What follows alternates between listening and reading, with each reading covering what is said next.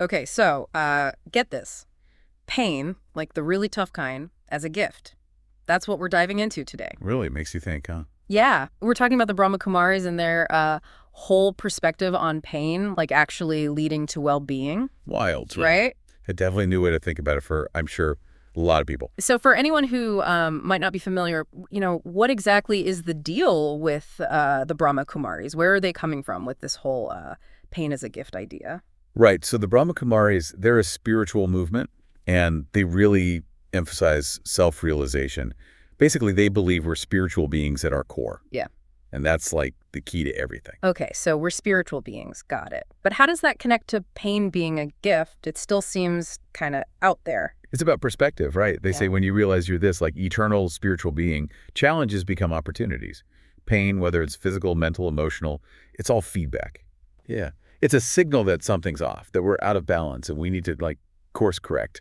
It's not about being punished. It's about, nudging us back to a state of wholeness, of being like fully ourselves. Interesting. So it's not that pain is good in itself, but it's more like a wake-up call or something. Exactly. Like imagine you're juggling a million things, right? Work, family, that never-ending to-do list, Mm. and you just feel totally off kilter. That's a kind of imbalance. The Brahmakumaris would say that pain, any kind of pain, it's a sign we're out of whack in some way. And by getting back in whack, we find that balance we're talking about. Exactly. And it's about way more than just feeling okay. It's about reaching your full potential, mentally, emotionally, physically. They believe we all have the power to restore our own well-being. And it starts by, not ignoring the pain, but actually listening to what it's trying to tell us. Okay, so how does this pain as feedback thing actually work in our lives? Like, give me an example. Okay, let's say you've got this like nagging backache that just won't quit. Been there. Right. So instead of just popping pills and hoping for the best, the Brahmakumaris might ask, what if your body's trying to tell you something? Like maybe your posture needs work or your workspace is all wrong ergonomically. It's about like looking deeper. So our bodies are literally trying to talk to us. We just need to learn how to listen. Yeah. What about when it comes to like mental or emotional pain? Those feel way more, I don't know, complex. Yeah, no doubt. They are complex, but the principle is the same, Let's say you're dealing with anxiety, right? Maybe it's a sign to slow down, try some mindfulness meditation, which, by the way, the Brahmakumaris talk about a lot.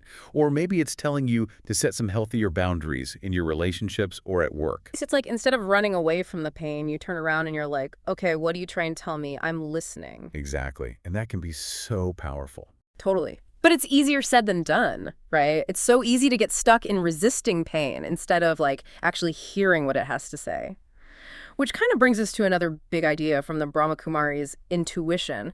How does that fit in with all of this? Okay, so think of your intuition as that quiet inner voice. Yeah.